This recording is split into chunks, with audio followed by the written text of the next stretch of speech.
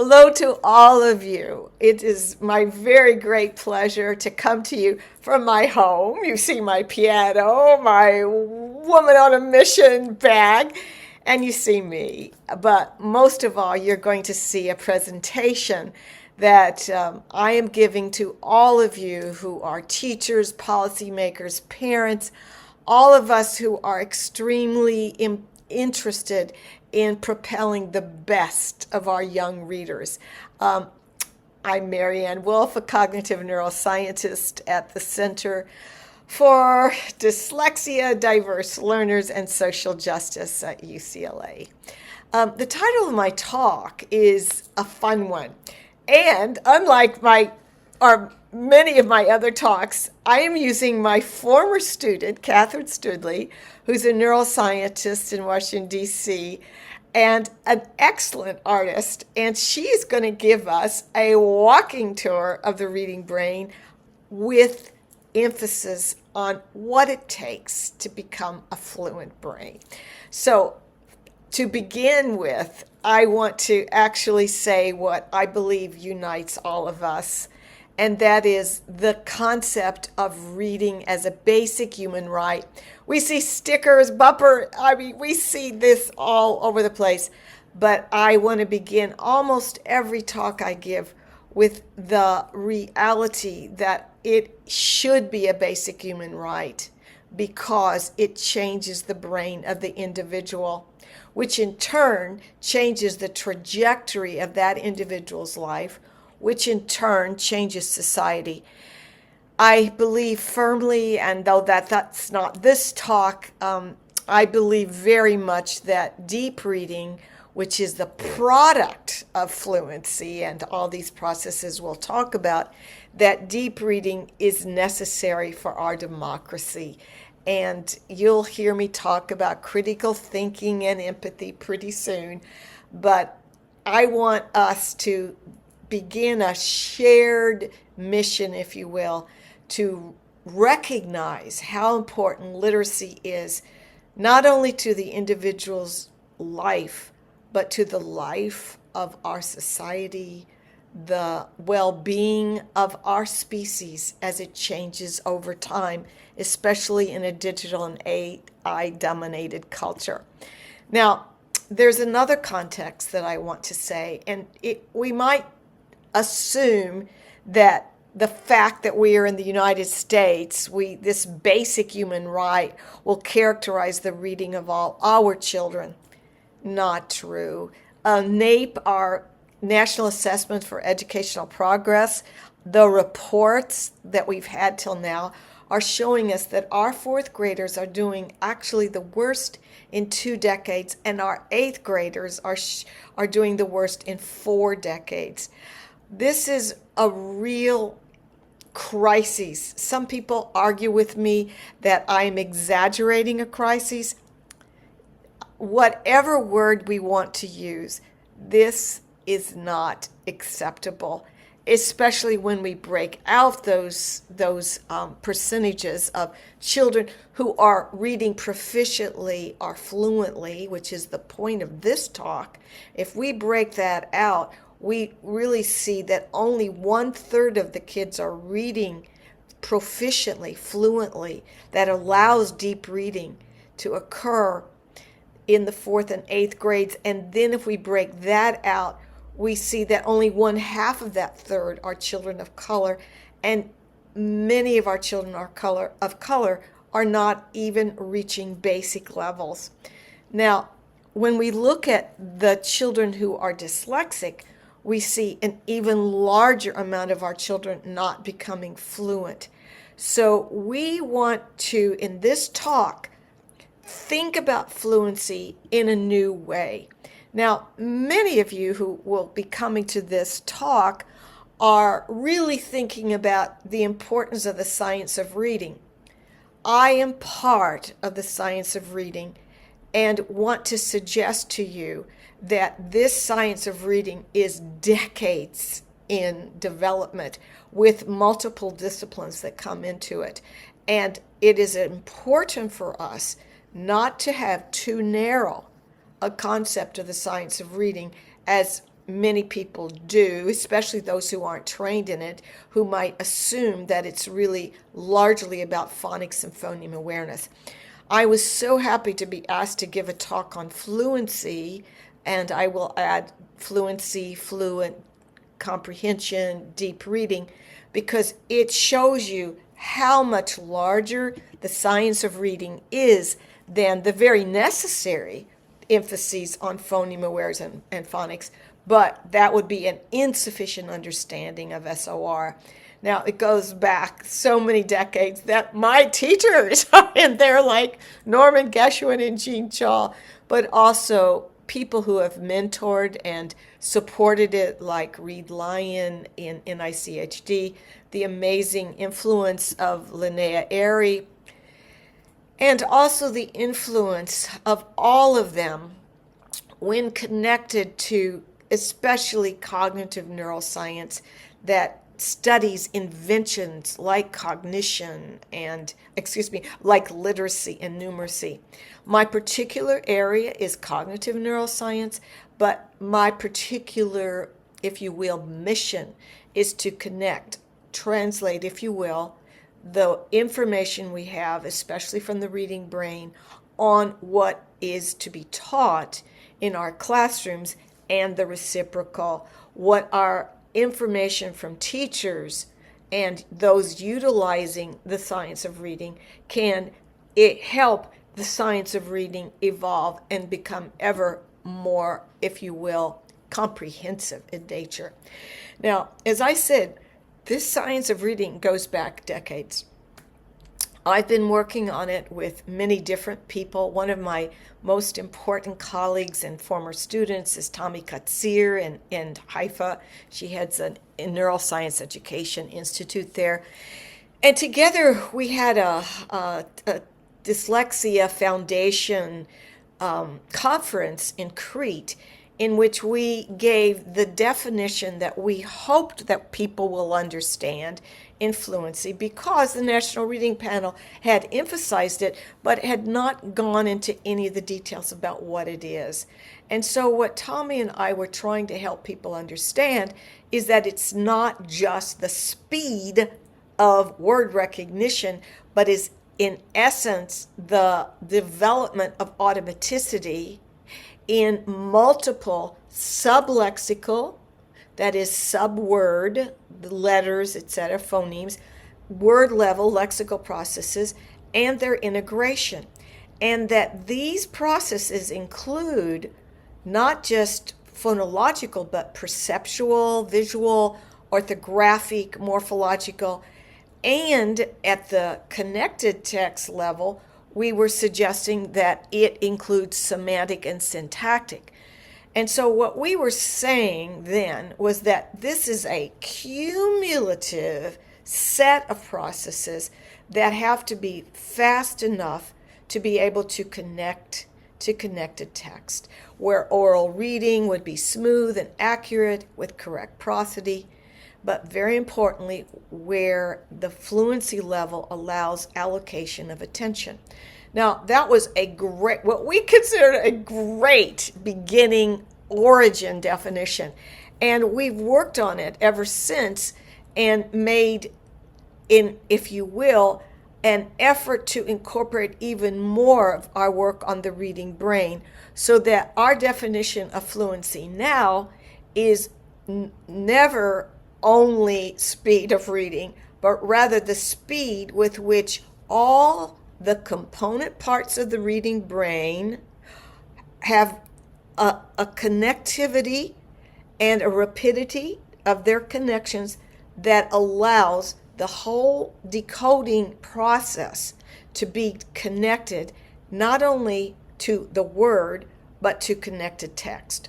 So basically, we have taken that older definition and somewhat amplified it and simplified it.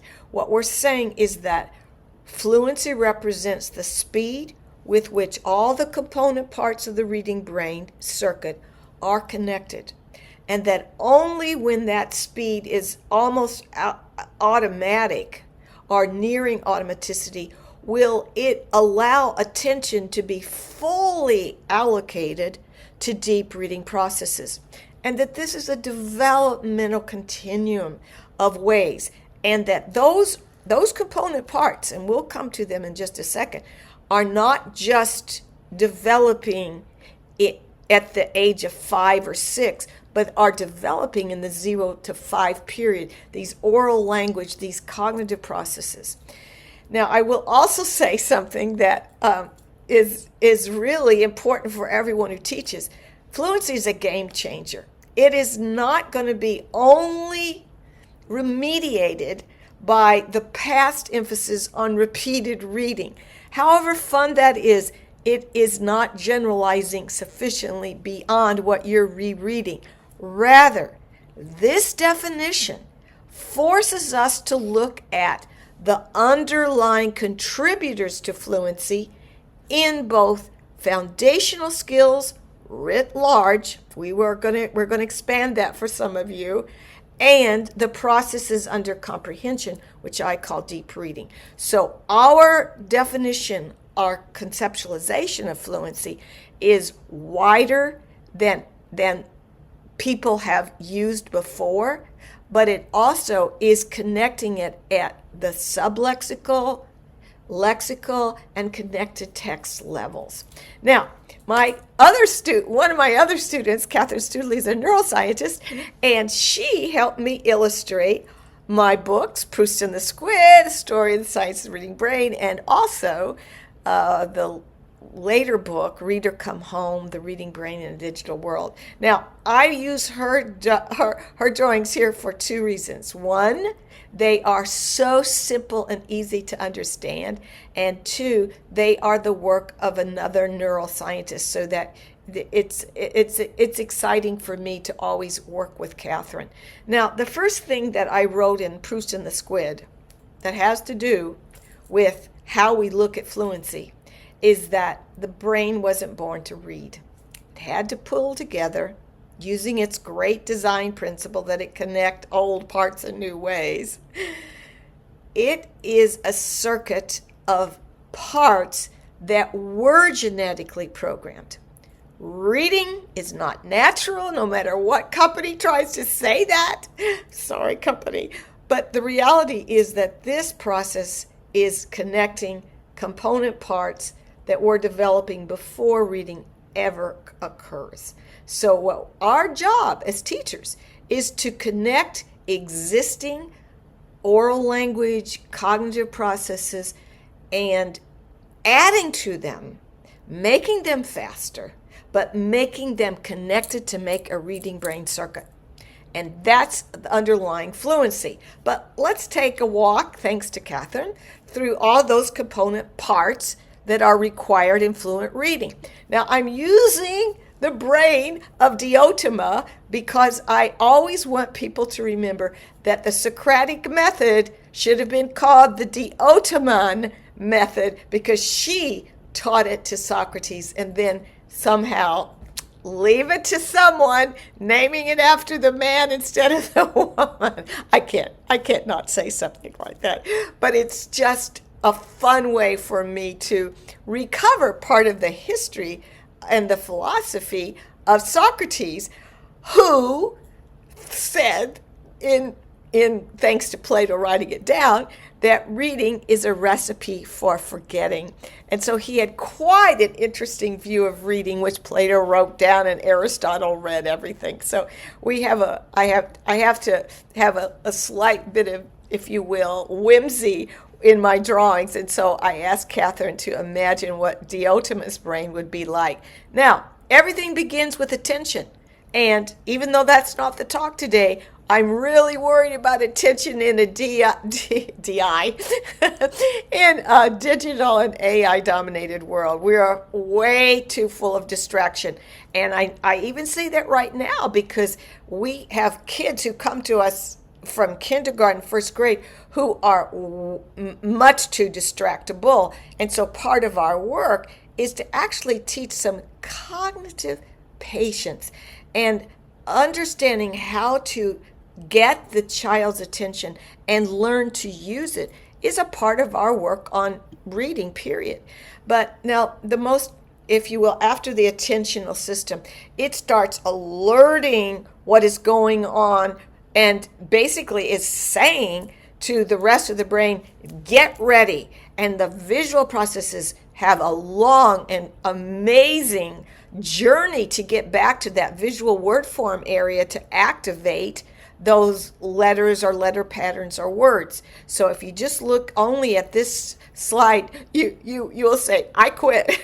I don't want you to quit. I just want you to realize how beautifully complex it is. And people like Jason Yateman make that very clear, how important it is for us to understand the visual contribution.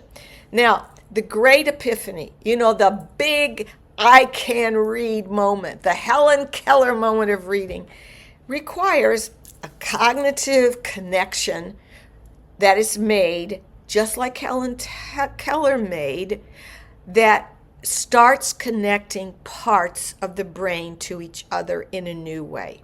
And so fluency requires attention, cognition, and making those connections between the visual area, visual word form area, and the language areas responsible for the representation of phonemes. So you see in this drawing, it's not just attention, and it's not just vision, and it's not just phonemes. It's the connections among them.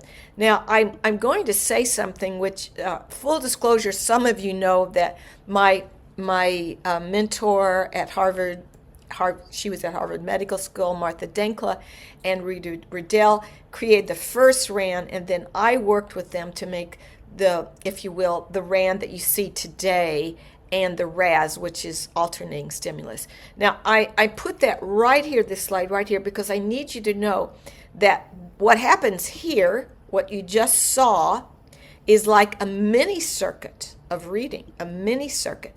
And that's what RAN is.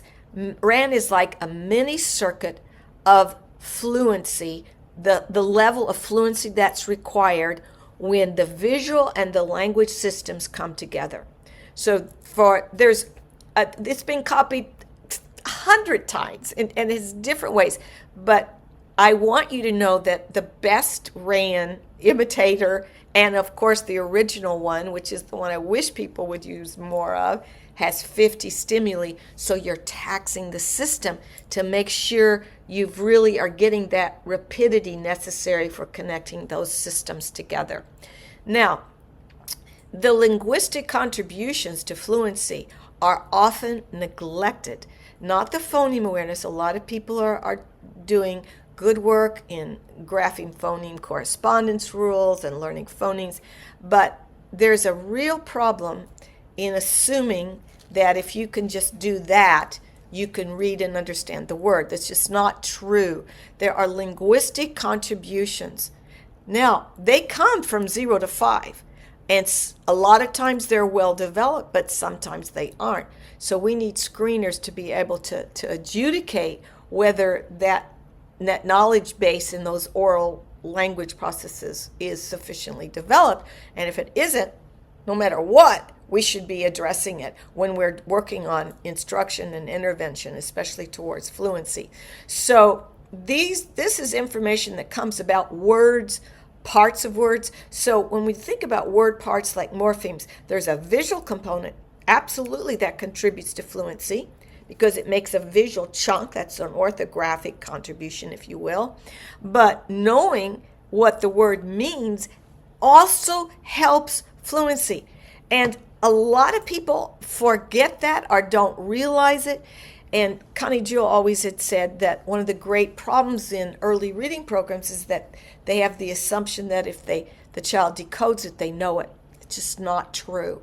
So part of fluent word level, it requires contributions from the semantic and other areas. So, and when I say other areas, I am also saying syntax. Now, syntax comes on board more in connected text fluency, but I always want to put it here because the more you know about a word, and I'll say that 3 times, I hope, in this talk, the more you know about a word, the more accurate and more rapidly and more meaningfully you will process it. In other words, the more you know about a word, the faster the better, and the more you'll know that word for what it is.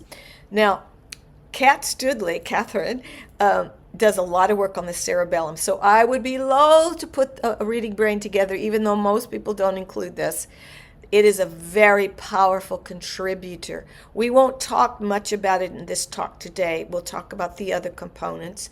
But just know for your own knowledge that the cerebellum is like a set of egg timers that controls the timing of each of these component processes, and they're coming together.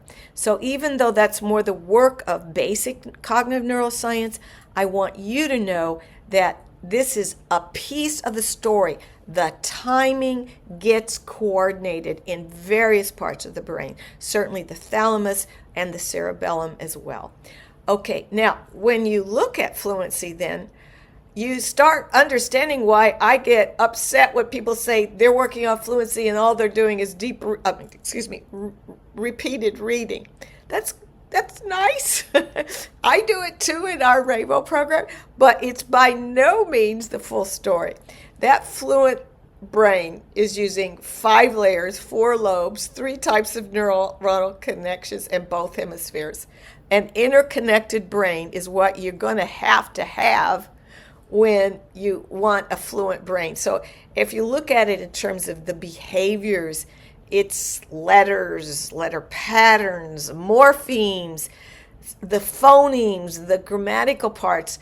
I don't like the word vocabulary as much as other people because it doesn't give the full breadth to the semantic networks that are involved in knowing a word. So a word has associations, a word has similar sounds, a word has similar synonyms, antonyms, context, and I just don't think vocabulary captures the beauty of what's really going on in the semantic networks.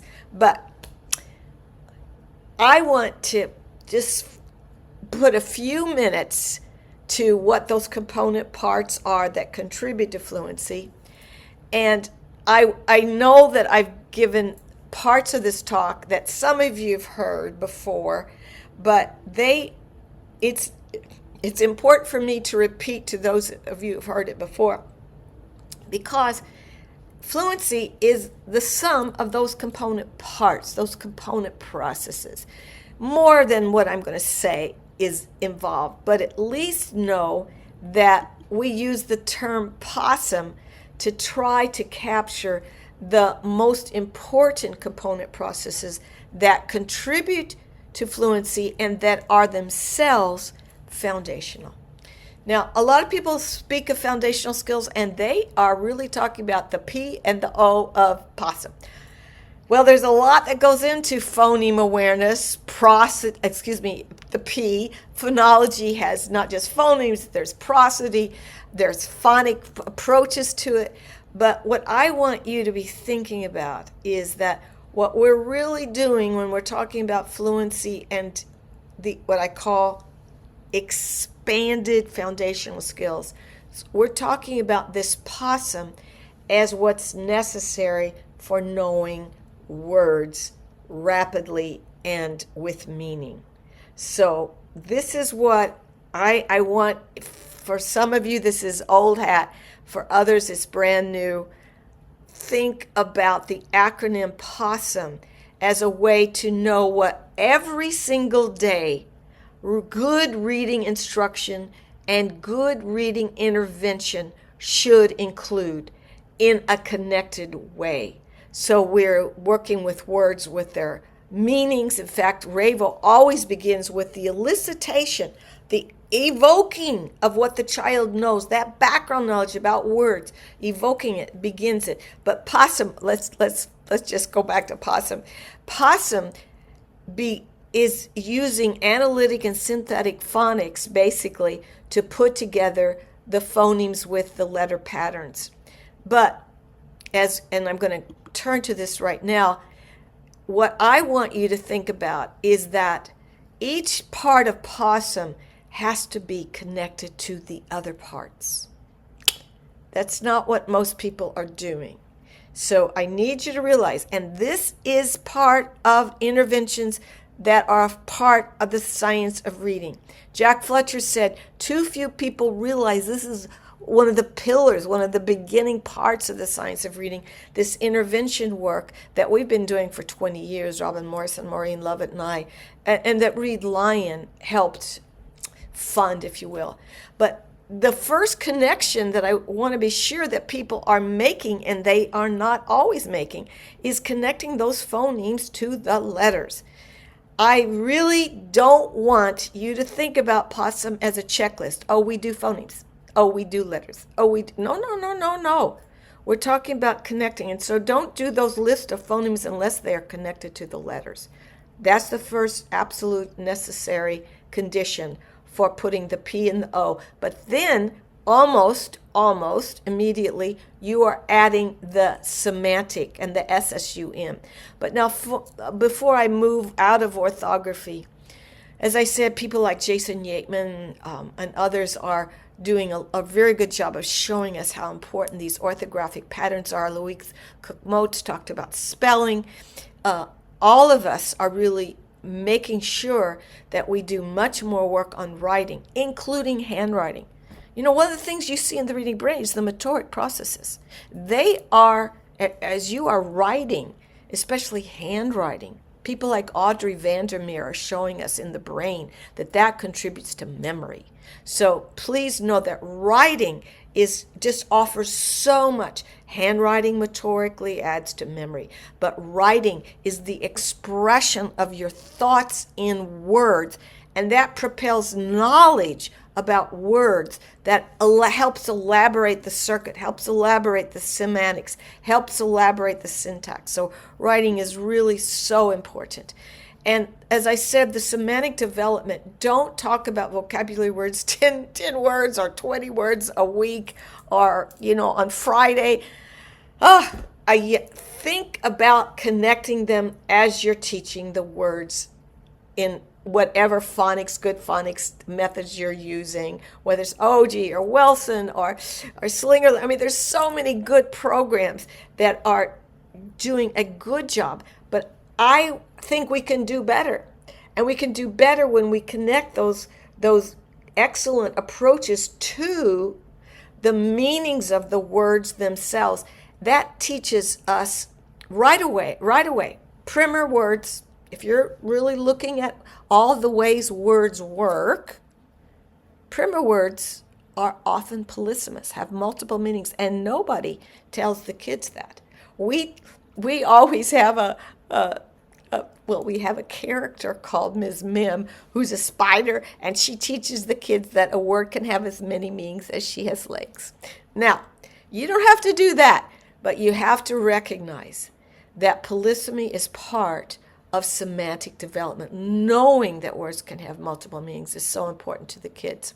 Now, probably the most neglected aspect or component, especially important to fluency and connected text, is syntax.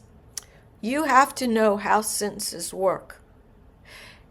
If I could go back to diagramming, no one would follow me.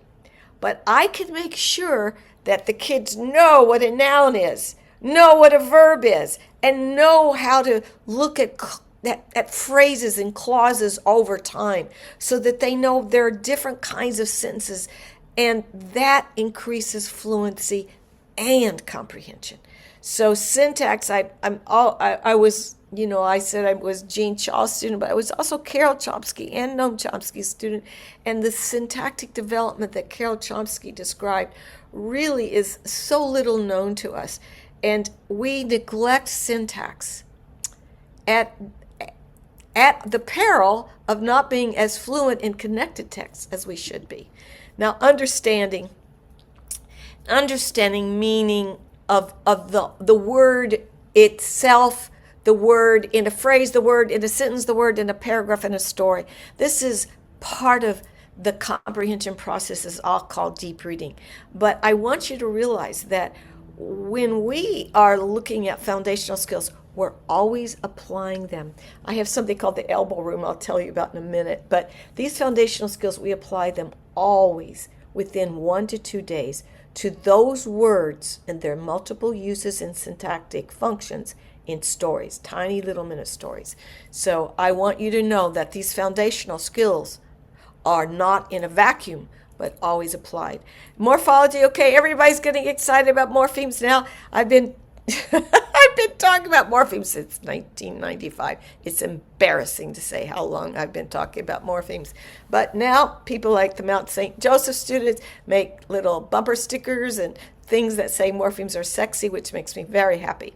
But the reality is morphemes are a secret sauce to fluency for 3 reasons. 1, they give a visual chunk, an orthographic chunk. So if a word is batting and a child just hates words over 3 letters over a CVC, you get the ing off there and you've got a much easier word with only 4 morphemes, ing, er, ed, s, and es. We can help that early reader become more fluent with this aid. But 2 other reasons. 1, it gives semantic information.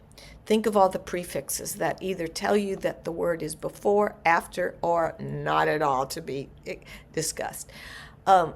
So we really have 3 favors that these morphemes give, the 3rd being it gives syntactic information. So one of the beauties of looking at all these foundational skills is that when we connect them with the same words and then apply them in connected text, we build that first reading circuit. Now, that first reading circuit is a lot more complicated than what people say the science of reading is. But it's even more complicated because then it has to become used. Remember, I have foundational skills and reading stories. It needs to be connected to stories, connected text. So it's connecting to connected text. It sounds sort of silly when I say it, but that's a major aspect of fluency. We have to learn how to connect those foundational skills and how to connect the foundational skills to connected text. Now, I do not use the word vocabulary in the way other people do. I also don't use the word comprehension the way other people do. I refer to it as the deep reading processes. I like to go under the surface of words, and I like to go under the surface of understanding those words in our stories and in our stories and books. Never give up on books. I'll come to that a little later. I'll have just something to say. But the reality is that there are multiple processes that go into comprehension. I'm only going to emphasize a couple, but I want to emphasize these because it's one of these beautiful aspects to being fluent that is like a gift of fluency. And just go back one more time to this second, what I have to do as a teacher is to make sure those foundational skills are applied and given to the story context, okay? How do I do that? We have to make that so fluent, so automatic. We have a chance to allocate attention. Go back, remember where attention was at the beginning. These foundational skills are fast enough now that we can now allocate attention to the deep reading processes. So fluency is the bridge, is the connective tissue to understanding real written language and stories, etc. Now, background knowledge is a piece of one of the first things that we're doing. Now, if you want to think of deep reading or comprehension, if you would prefer that word, I sometimes think about it as a wheel with all these spokes that are interactively feed forward, feedback, giving information to the whole about what those, if you will, those processes are giving our understanding, our critical thinking, if you will. So one of the earliest is the match analogically between what we already know, our background knowledge. Think Natalie Wexler and others who are saying how important that background knowledge is. Yes, it is, because it's meeting up with what is new to us in the text. So background knowledge helps us in that circuit, and here I'll use a spiral. The reading circuit over time is going to be elaborating, in part because that background knowledge is helping it to build that circuit. Another building block, it's so important, is empathy. Now there's cognitive empathy in the brain and there's affective empathy. They have two different functions. But when I say a critical need for empathy, I'm talking about society today. And I began, even my second slide, talking about the relationship that literacy has to democracy. Democracy requires respect for and allowing for the contribution of multiple perspectives. You don't train an adult how to take on the perspective of others. It begins from the start. And we are, if you will, we are the second teachers. The first teachers are the children's parents and caretakers and early childhood educators who are giving them stories that incorporate. I mean, think about frog and toad, and we are absolutely building stories that go after leaving the perspective of the person and giving them a whole new view. And I love what Junot Diaz, the Nobel Prize-winning novelist, said. The novel is the closest we come to telepathy. Empathy is what our society must have to preserve itself. Not just its intelligence, but its empathy for each other. Both of them are so important. And critical analysis, it is not going to happen without fluency. Each of these deep reading processes require time, each one. But critical analysis is when they all come together and you are bringing, this background knowledge, you're bringing inference. Inference goes way back. And yet, so many people don't think, whose perspective is this? Do I agree with it? Are they trying to mislead me? In an era of mis and disinformation, we must help our children have inferential processes that leads to developing hypotheses. Is it really saying this? Is it saying this? Can we refute it with what we know? Or do we have to generate a whole new way of adjudicating truth?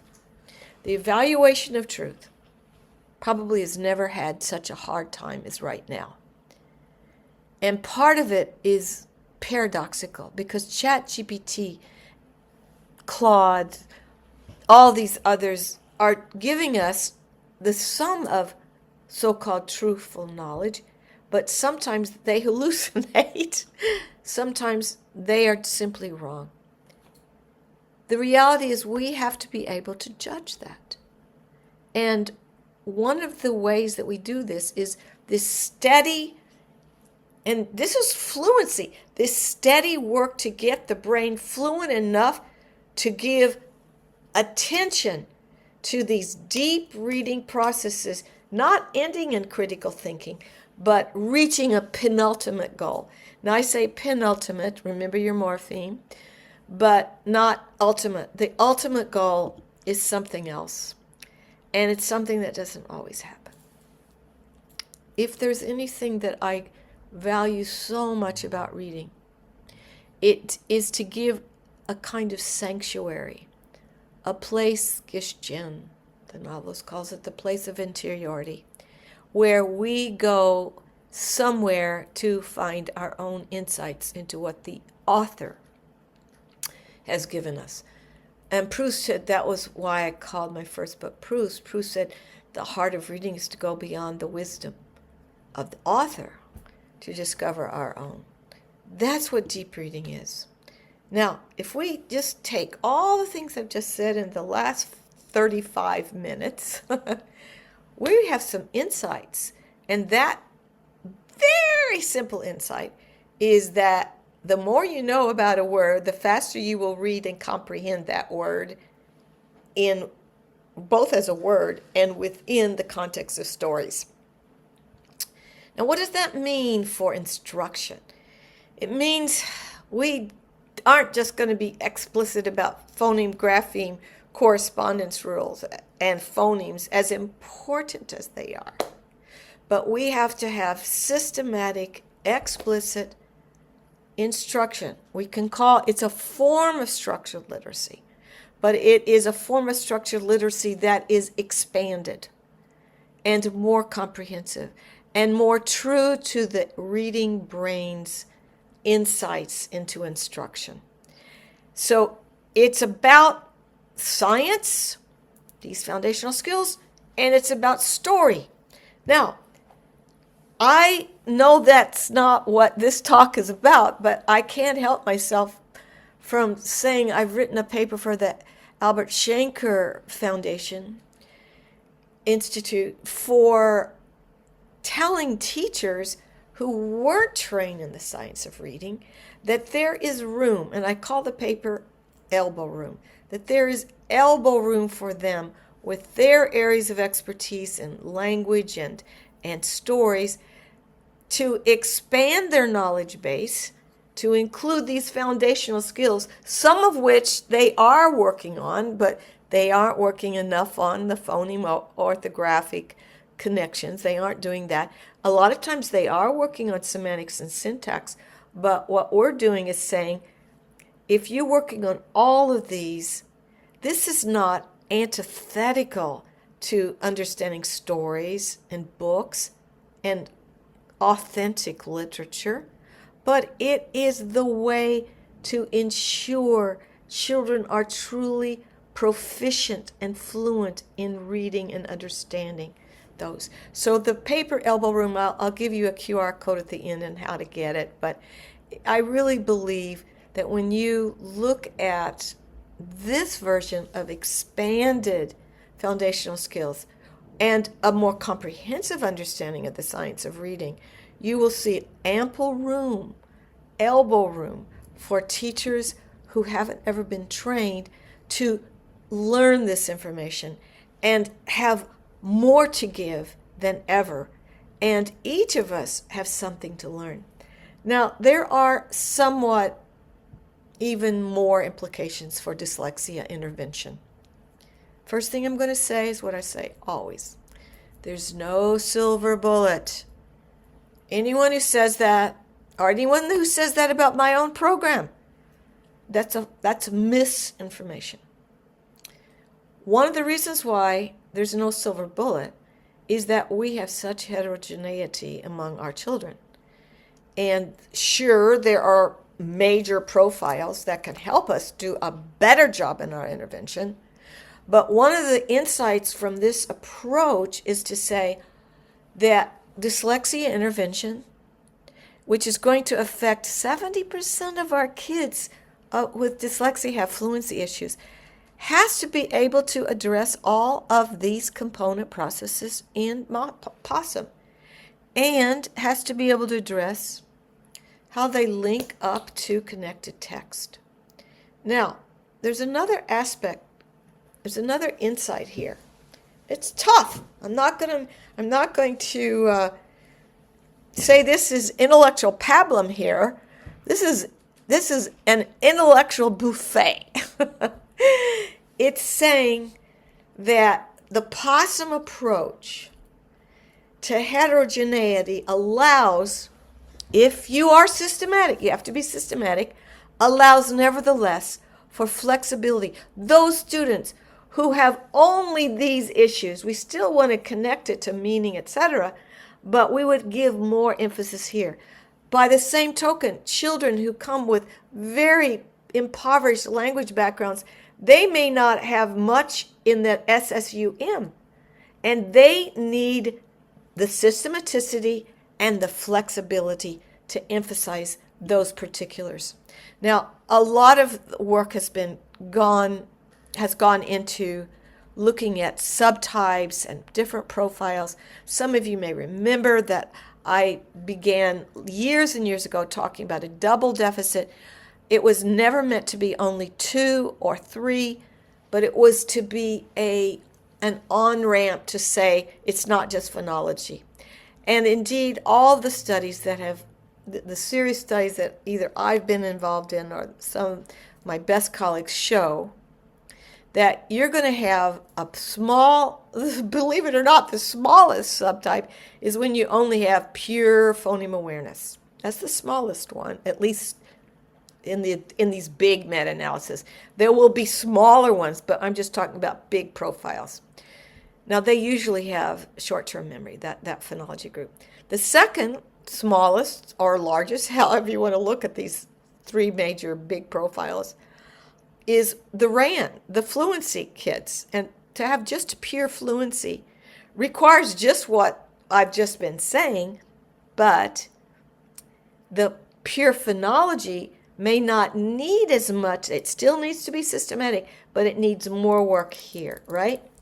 But the majority of kids, about probably around 70% of the kids, have multiple areas of weakness. That's what Pat Bowers and I meant by the subtypes, or the double deficit subtypes, that when you have RAN plus phonemes, or these, in addition, these other smaller areas of deficit, like Jason Yeaman talks a lot about orthographic, then you have the most, if you will, serious, profound impairment, and they need everything. They need the kitchen sink. Now, if you look at these profiles in kindergarten, this is Ola Ozernoff-Palchik, John Gabrielli, Elizabeth Norton, and others, you're just going to see that the big guys on the bottom, the most impaired, are going to have multiple. But then there's one that you're not going to get unless you're screeners. Look at the green. They look just fine. Except in the RAN. So you got to have a RAN-like test. I prefer the RAN, as you can imagine, because I've tested it so much. And there's 8,500 papers out there by now. I'm not kidding. I couldn't believe it. But now, how do we take those, if you will, those insights and put them in an intervention? I thank my colleague, Robin Morris and Maureen Lovett. I'll thank them the rest of my professional life for working to, and Readline started it, Readline, to say, can we do better than our very good phonological, phoneme awareness, phonics type programs? And so we compared what it would be like with those programs and, your normal school, classroom as usual, whatever they had, versus a multi-component. Maureen has a multi-component program called Empower. People like Suk-Young Kim have a multi-component approach. I will just speak about my own because that's the one I know best, but what I am not saying the RAVE-O is the end-all, never, but it is my version of what I know is most important in terms of connecting all the possum.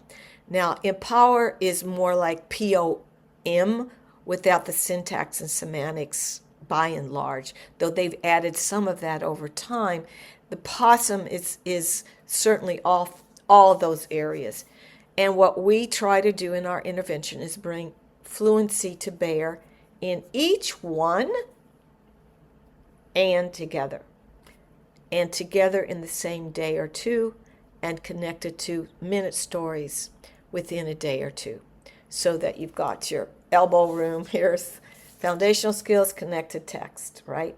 And then as these get rapid, automatic, the emphasis transforms to more the deep reading processes, but always with those foundational skills. Syntax grows, semantics grows, word ID grows, all of it grows. But the RAVE-O approach is, I think, most intellectually satisfying to me, because it's automatically connected to connected text right away. Now, as the kids get older, the new RAVE-O goes beyond the first year, which it was in the original RAVE-O. So we have a brand new one, which is a hybrid. All these things for teachers, including all those cards that used to fall on the ground. Everything is in a digital portal for teachers. Everything that the child is to read and hold is in print. And this is a very important insight that I have from some of the work on digital exposure. But basically, we have a what I consider a whimsical strategy, a character for everything that we do. So we've got Mayor Mick, teaches connections among words, Ms. Mim, who teaches that a word can have as many meanings, and then we have Nina, noun, and Victor, verb, and all these characters.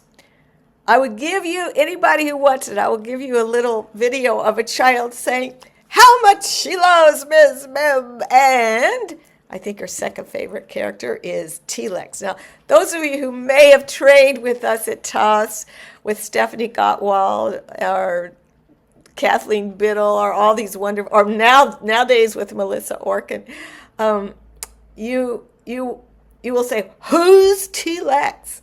Well, T-Lex is our newest character for deep reading, and it teaches all these comprehension strategies you know, but it also has a third one. So there's a think ahead, think back, character setting, all that. But that middle one is think for yourself. I want to have the children fluent enough so that penultimate goal of reading, insight, reflection, your best thoughts, that our kids know we expect them to have their best thoughts. We want them to know that we consider their best thoughts as important as anything the author does. We want reading to be joyous.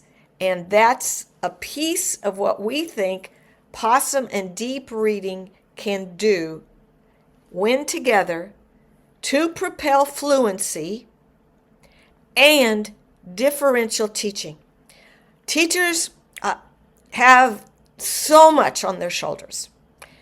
And I'm asking teachers to be a scientist and an artist. And with that artistry, you could see what areas in possum or what deep reading processes your kids need most. And that's the flexibility. I want systematicity, explicitness, and I want flexibility. Now, the RAVE-O difference is, I want to only say it really quickly. It's my best hope to make a multi-component approach, emphasize the multiple components of the reading brain, and connect it to deep reading, especially empathy and critical analysis. It also actively, I hope through our strategies, not just fluency, but it gives place and time. And at a place, RAVE-O is a RAVE-O town. It's a place where the strengths, we do art, we do music, we do charades, that these activities help the child remember that they have so much to contribute. And I believe that what we contribute is connecting science, the science of reading, to the joy of reading. The evidence, we have more great evidence from randomized controlled treatment studies than I think almost anybody. And please, don't talk about being aligned to the science of reading. This is the science. Here are the data. And you see when you compare multi-component to only phonics phoneme to classroom, certainly the phonics programs are much better than the classroom. But we can do better, and we do better when we add those component parts. Now, regardless of the interventions that are out there, I think there's one principle that our multi-component data shows. The earlier, the better. Across the board, the earlier the intervention, the better for our children. Now, that does not mean that third grade, fourth grade, fifth grade are out of our boundaries. Everyone in this audience knows it is essential for us to take our best if you will, strategies and make them developmentally appropriate. The new RAVE-O, we even have an advanced version where it's not just 1 year, it's going to be 3 years. We're only in the second year, third year will be next year, but we have an advanced version for those fifth graders. We don't want to show, if you will, too youngish the background, so the background becomes clean and able to be used, the same foundational skills that they need, but in a context that will not insult them. Even though a fair amount of our fifth graders, this is no kidding, prefer having the strategies with the characters, but we always want and know that our job is continuous, and it doesn't stop in first grade, second grade, third grade, fourth grade. We are a marathon type of teacher. Now, I've got to end. As all good things come to a close, my time with you is now closing. And what I want to tell you is that fluent reading gives a chance that our children can be able to feel confident enough, proficient enough to experience joy, along with our teachers. We want our teachers to feel joy, the joy of knowledge, the joy of translating that knowledge into the books and stories that our children read. I have a couple of slides that I want to give you, some QR codes, but I want to end with this in the next slide from our beautiful children's author, E.B. White. He also writes amazing letters for adults. All that I hope to say in books, all that I ever hope to say, is that I love the world. Remember this passage? Winter will pass, the days will lengthen, the song sparrow will return and sing, the frogs will awake, the warm wind will blow again. All these sights and sounds and smells will be yours to enjoy, Wilbur, this lovely world, these precious days. That's what we want to give our young readers. That's what you are trying to do through all the work you do in programs like this. Remember that your children, the ones we teach, are the living messages with all their empathy and critical thinking we hope we send to a time we will not see. I thank you for all of your work, and I want to give you 2 gifts. One of the gifts is a set of modules that my colleagues at UCLA and UCSU are giving. So I just want you to know we've got 7 modules to give you. I hope you can take a picture of this QR code, but especially the last module for young teachers, professional development for teachers who are out there, is on this version of Expanded Foundational Skills. And then, because I quoted the Elbow Room, and I wanted those of you who want to find out more about our intervention principles, it's at Nido Learning. Nido means nest in Italian, and this is the QR code for it. I hope you use these modules, these intervention principles, these white papers, but most of all, I hope you use all the collective knowledge that people like you who are listening to this particular talk can pull together for the benefit of all our children. So thank you so much for your attention. Godspeed, and read deeply.